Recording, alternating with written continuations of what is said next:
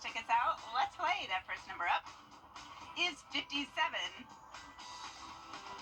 followed by the number 43. Tonight we're going to meet the Powerball 14, who won $50,000 playing Powerball.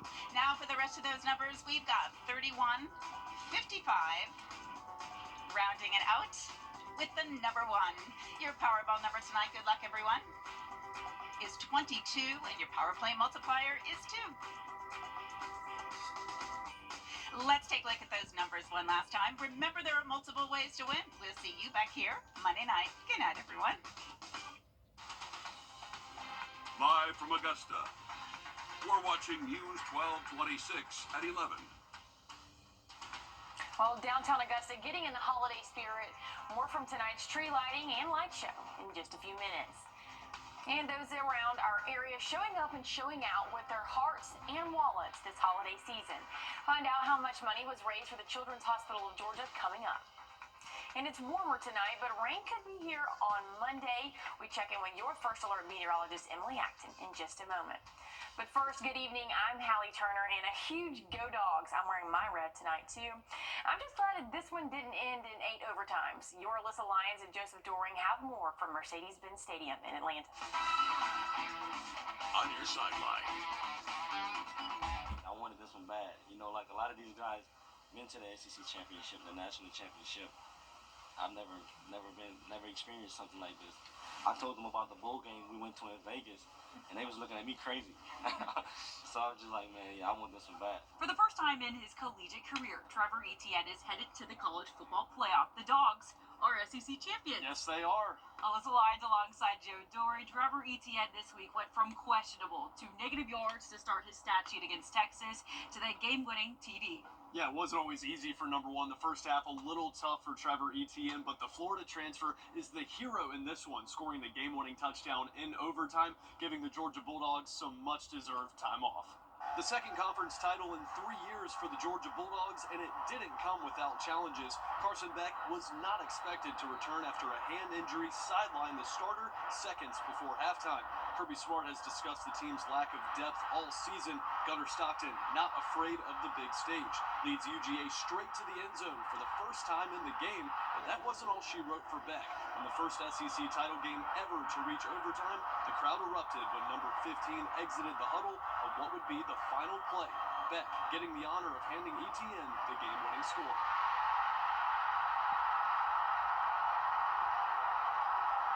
I don't know if y'all hear it, but I hear it. People doubt us all the time, so if you count us out, that's on you, but we always count ourselves in. Georgia's offense registered just 54 total yards in the first half. By game's end, they hit the 277 mark. The defense was the real star of the show. They wanted a ticket to the Ubers matinee. 6 sacks by 5 different Dogs, holding the Longhorns to a field goal in the game's final moments. We just execute when execution needs to be. I feel like we had a great halftime adjustment of what we need to do, good in-game adjustments of what we need to do, and of course we got a hell of a ball team, and great players on this football team. I had the opportunity to speak for the team before the game, and I told them how much it meant to us to get here after all the doubt throughout the whole year, for the seniors and for the guys that who bust their butt week in, week out for this opportunity. So what's next for the Dogs? They get an automatic bid to the college football playoff, and they get a first-round bye as the SEC champions. Yeah, it's going to be up to that selection committee to tell us where the Dogs are going to be playing and who their opponent could be, but we know right now they could be playing right back here at Mercedes-Benz Stadium for the second round of the playoffs. It's going to be interesting to see where they end up. Which is essentially just another home game for the Dogs. Reporting in Mercedes-Benz Stadium, Alyssa Lyons, Joe Dory on your side. Well, Emily, it's been cold these last several nights. Rain could be on the way. How's that affecting temperatures as we head out to church tomorrow morning? Well, it's going to be cold overnight, Hallie, and something that's kind of adding to that is those lower dew points. We're seeing dew points in those 20s right now, so very dry conditions outdoors right now. We're looking at those morning lows, probably going to be right around that freezing mark to start off your Sunday, so make sure that you are bundled up as you head out the door, because again, it is going to be a chilly start. Good news is, though, we're going to warm up nicely throughout the afternoon. I mean, throughout the morning, we'll already see close to 60, sunny by noon, and then we'll top off in those middle 60s for the afternoon for us. So much better sky conditions in store. Once we get into our work week, though, that's when things change up a little bit. We'll still be warm, but we can expect to see rainfall Monday, Tuesday, and Wednesday. But Hallie, I'll have that broken down for you coming up really soon. Thanks, Emily. And we have an update from the shooting that injured someone Friday morning and what the Richmond County Sheriff's Office says was a road rage situation. Today, deputies say 43-year-old Wrdw was arrested in connection to the shooting after a victim was shot in the chest and taken to the hospital. You're taking a look at the intersection of Riverwatch Parkway and Clawson Road, where deputies arrived just before 11 o'clock Friday morning. In the incident report, witnesses say the victim, who was on a motorcycle, and Wrdw, who was in his car, were arguing before the shooting. Wrdw is charged with aggravated assault. And tonight, the city of Augusta put lights in the skies and on the tree.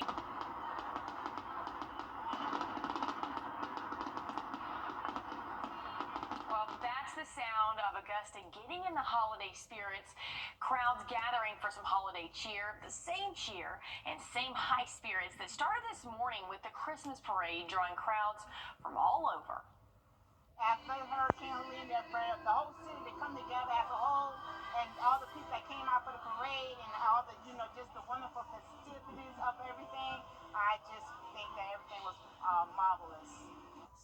Mayor Garnett Johnson and his wife say they are beyond ecstatic to see this community bouncing back in a way they didn't think would happen this year.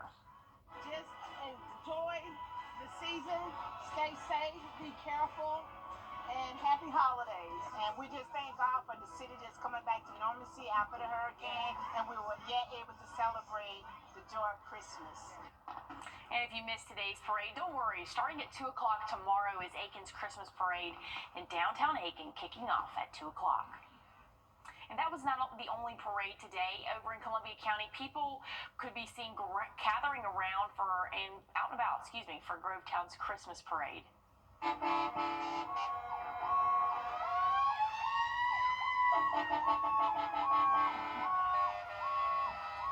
Candy showers, sirens blasting, and people ready to have a good time. This year's theme, Rock and Roll Redo.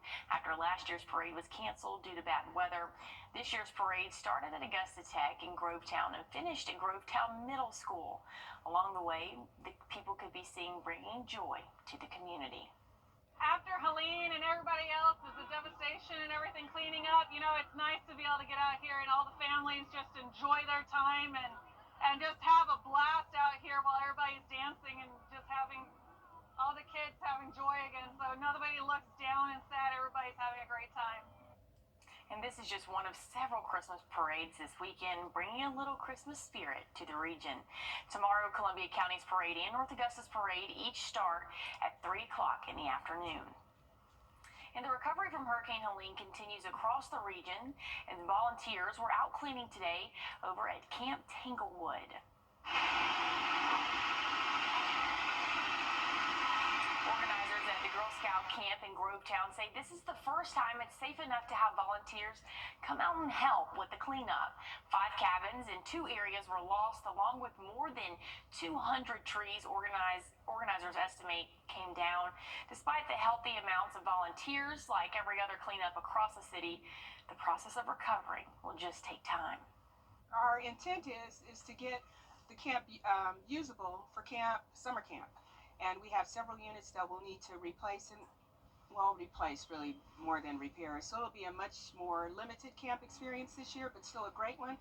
But ultimately, it'll probably take us a couple years, I think, and a lot of fundraising. If you want to help those out in Camp Tanglewood, we'll have a link to our website. They plan to have a few more camp cleanup days in the coming months. And celebrations continue over at the Children's Hospital of Georgia this afternoon, thanks to every one of you who called or texted during the telethon, helping raise money for the nonprofit. 3, 2, 1.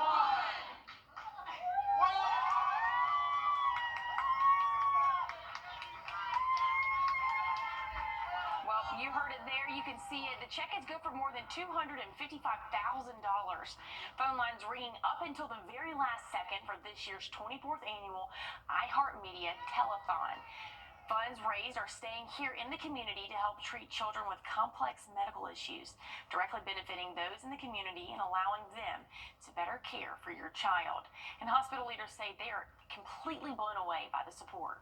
I'm so excited and just so grateful for the support of the community. The check number was quite the reveal for us this year, and the Children's Hospital could not thrive without the support of the community, and so we are just so grateful for everyone's support. And just help us feed hungry children. Our goal is to feed 2 million meals to hungry children this year, and you can help us when you round up at Parker's Kitchen. We're going to match 25% of your donation. Okay, so let's just start at the beginning. Plus, if you've been injured, we take immediate action to get you the help you need. The call. As soon as I called Austin Jackson, I was very assured and at ease. The response. They handled everything so that I could focus on getting better. The work. They took on the insurance company for me. The result. I am very happy with the settlement I received. That's why you'll get the Augusta guy. Call Austin Jackson, the Augusta guy, 706-724-7224. The 83rd anniversary. Well, we'll be near freezing overnight tonight. Now, tomorrow, we're going to warm up to right around average for us, but we're tracking rainfall for your work week. I'll tell you more about it after the break. Georgia.gov. Trust meteorologist Chris Still for your first alert. In the CSRA, there are a few winter essentials, and one you can't go without. The 1226 First Alert Weather App. The earliest alerts, customized for you, and video forecasts from local experts. Like when advisory's in effect and it's a really cold afternoon. It's the must-have accessory to get you ready for the elements. Download the free 1226 First Alert Weather App, your essential winter survival tool.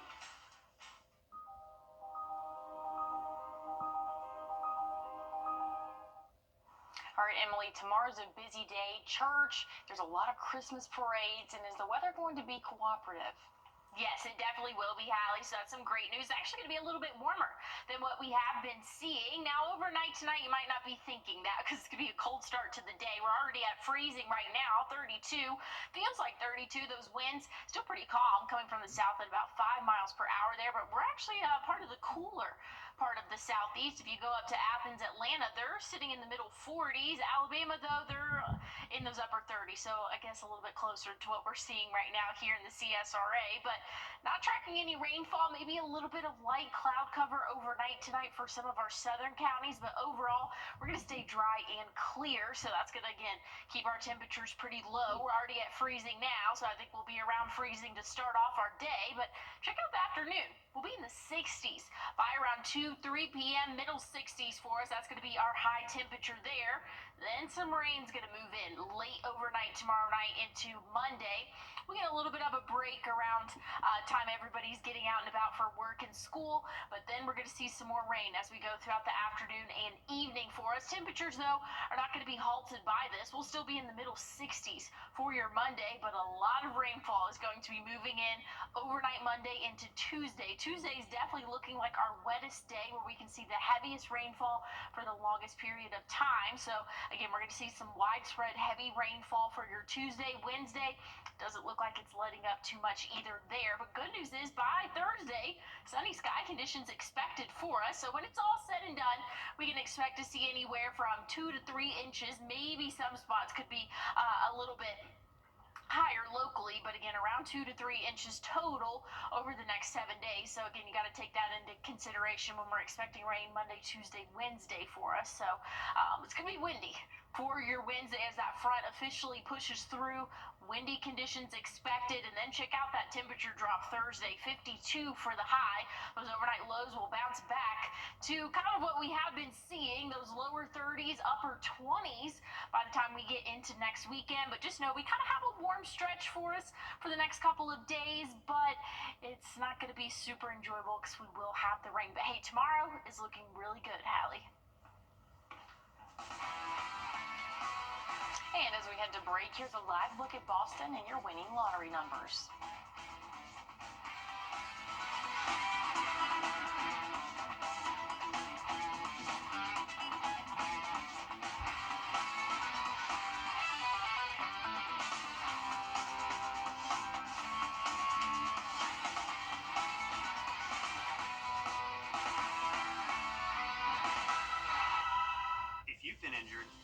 immediate action to get you the help you need. The call. As soon as I called Austin Jackson, I was very assured and at ease. The response. They handled everything so that I could focus on getting better. The work. They took on the insurance company for me. The result. I am very happy with the settlement I received. That's why you'll get the Augusta guy. Call Austin Jackson, the Augusta guy, 706-724-7224. I'm Mike Costello. The First Alert team, named best in Georgia. First Alert Radar, powered by Jim Hudson Automotive Group. A grad student at Dartmouth is on a quest to find the oldest ice in the world. To do that, he had to travel to the bottom of the planet, Antarctica. Adam Sullivan spoke with him about his frozen mission. Wind speeds averaging 40 miles per hour and temperatures topping out below zero. This is what summer looks like in Allen Hills, Antarctica. Really high winds at this site. It's kind of notorious for its really high winds.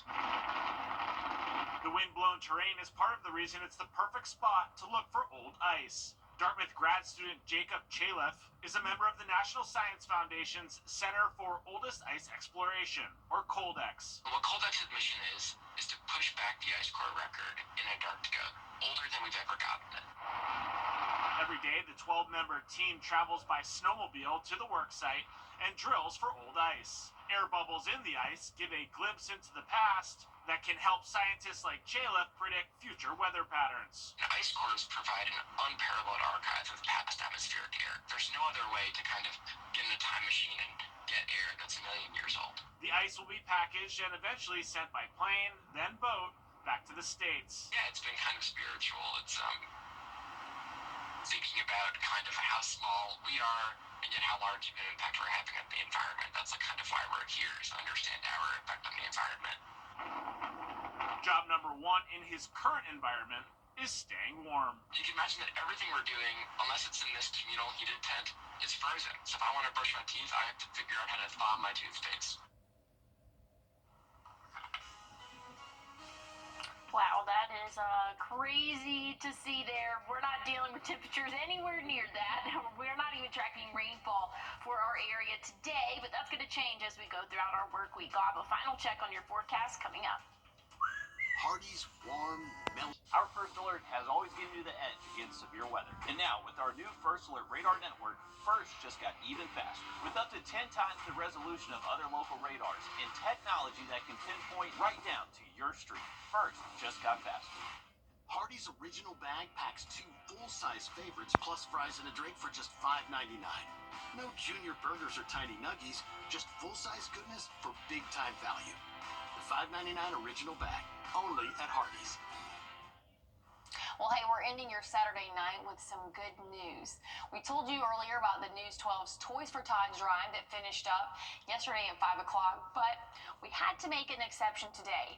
A man who wishes not to be named brought 4 full-size kids' BMX bikes and 2 smaller youth bikes, along with a football and a basketball. I mean, what a way to bless someone this Christmas season. I truly love seeing those out in our community being the hands and feet of Christ this Christmas season. But hey, if you feel inspired, you can donate to many of the nonprofits around. We'll have more information on them on our website at wrdw.com. But when you look at that, Emily, I mean, what a way to be such a blessing to someone this Christmas season. I mean, there's so many people in need. Yes, and you know those kids are going to be forever grateful after just such a hard year that we've had, and just getting a bike, getting to go outside and ride a bike. Be a kid again. Yes. Oh, that's going to be awesome. So thank you to everybody who donated. Want to take one last look at weather conditions for us. We'll be right around freezing for those overnight lows tonight. Warming up into the middle 60s, though. That's probably going to be the only day you'll enjoy that warmer weather. We'll see rainfall come in Monday, Tuesday, and Wednesday. The sun will return by the end of the week, but temperatures will drop. Well, hey, that's our time. Thank you so much for yours. We'll see you right back here tomorrow on News 12. Have a good night. It's bow time. Trying Bojangles Bow